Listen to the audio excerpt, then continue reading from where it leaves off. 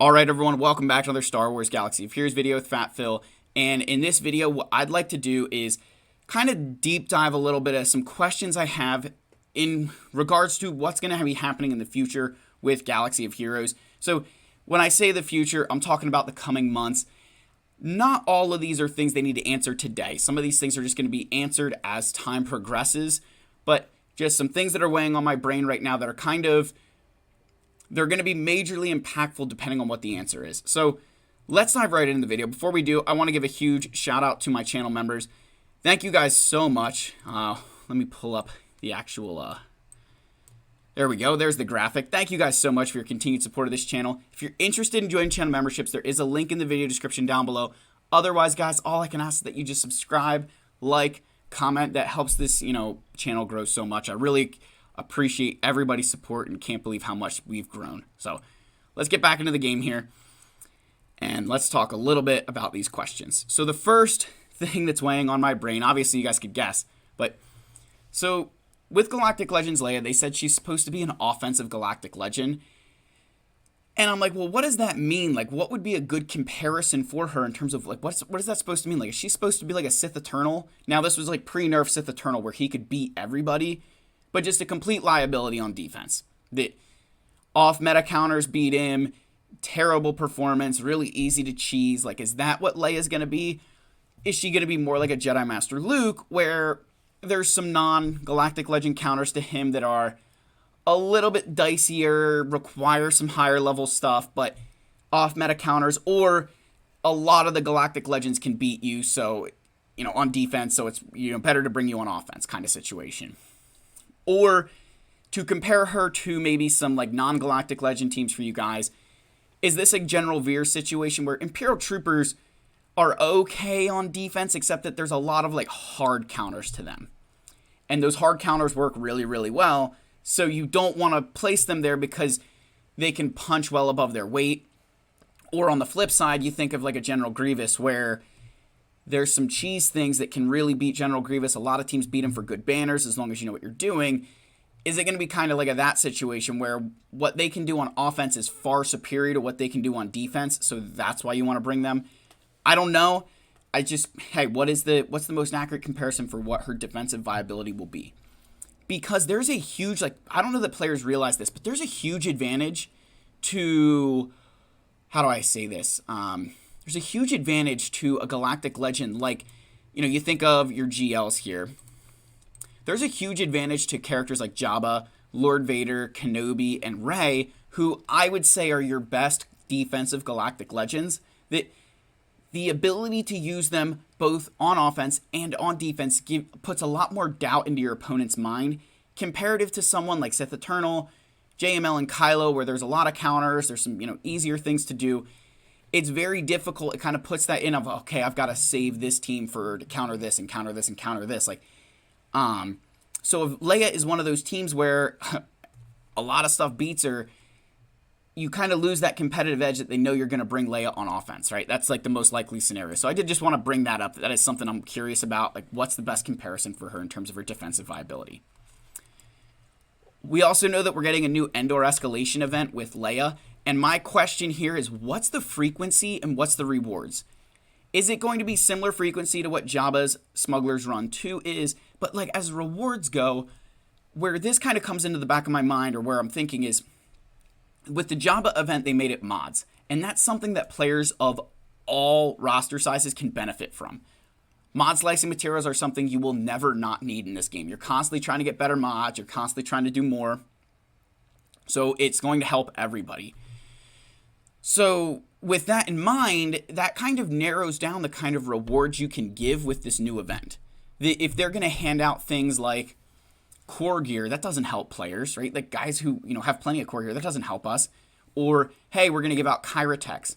Well, that's great, but to a certain extent, guys at the top end of the game don't need Kyratex as much as they need other things. So you're going to hand out signal data, where probably helps out a lot more players, but there are some guys who probably don't need signal data nearly as much as what's going to keep them is relic materials, which I think would be the best case scenario, so probably won't happen.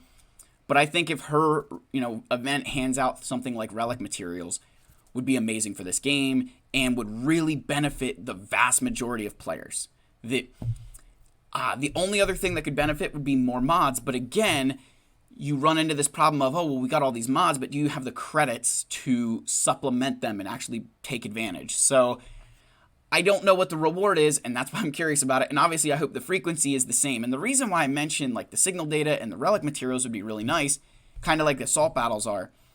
You think of how many characters are now in Cantina, and that you need all the signal data out of there. If Capital Games gave away that you can supplement your signal data income just a little bit, even through just a little bit, it's going to go a long way in this game of, making your account a little bit more whole. All right, and then finally, what is Leia? Final one about Leia, I promise. What's her team going to be? What does her team look like? I saw a rumor where it's Old Ben and Kanan. I don't know if that's true, and that presents a whole other host of issues about what's the Phoenix team then, and who do you use with Starkiller? So there's a lot of stuff. We don't know. We know Drogon, we know R2, so I'm just curious what her team is, and there's not a lot more than that. I'm just curious. It's something that I was what is Leia's team actually going to be, and how are they going to operate together? It'll be really, really interesting to see what ends up happening with this and how it transpires. Okay, now this one is obvious. Are we going to continue? So we get this new raid, and we've gotten Galactic Legends for these raids.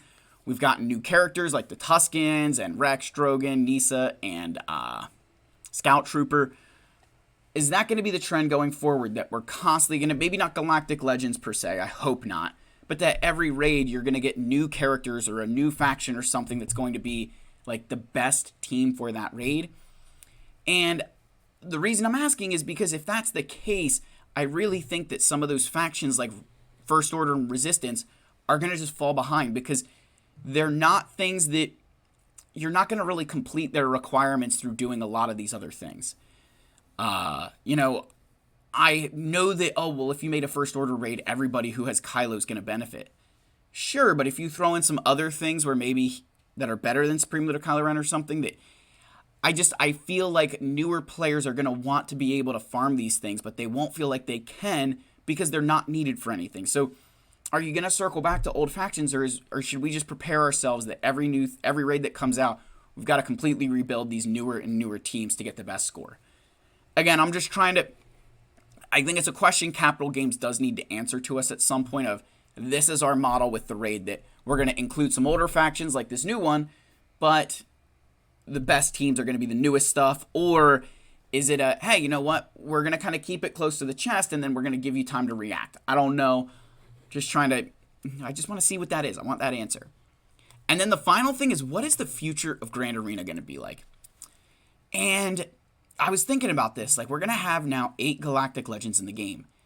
And that's a lot of, you think about how many GLs that is when we started with 2 and then we went to 4. And so, it seemed like 8 just seems like this massive number. And sure, I know only one more than 7, but I don't know. It just feels like this huge number. And what my mind is going to is GAC eventually going to reach this point where the only things you're using are Galactic Legends? Is that really the end goal of this game, is that every battle's just GL after GL after GL? Or are we going to kind of continue with this power creep, right? Because the power creep is very real, and that GAC just becomes this Omicron fest.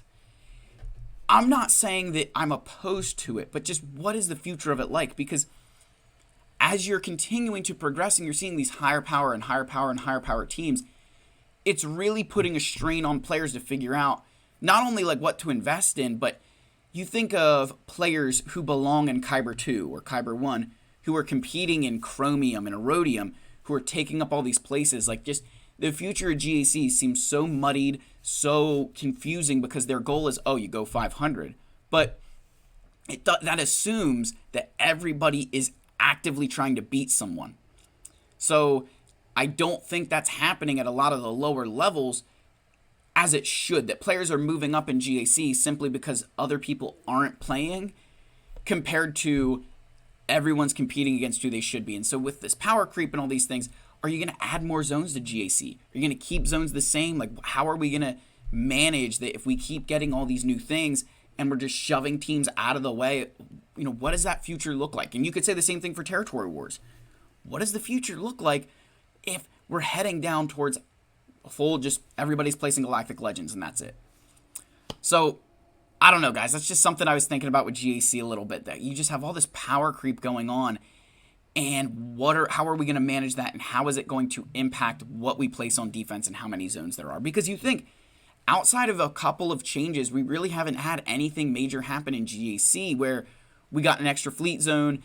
They added a few more characters to Kyber when they first created this new system, but since the new system, nothing has changed. So I'm just curious what the future of GAC is, and I think all these questions are things that the vast majority of players are wondering about. I think with the Leia questions, we're going to get all that answered, but I think with the raid and GAC, we definitely don't really have a timeline of when, if they ever would, give us an answer on that. So those are just some things that are kind of weighing on my brain. Let me know what your guys' thoughts are. Let me know what questions you have for them. Maybe I'll make a video on that, of what my viewers want Capital Games to answer for.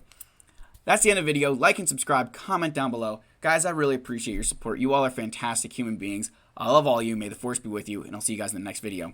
Cheers.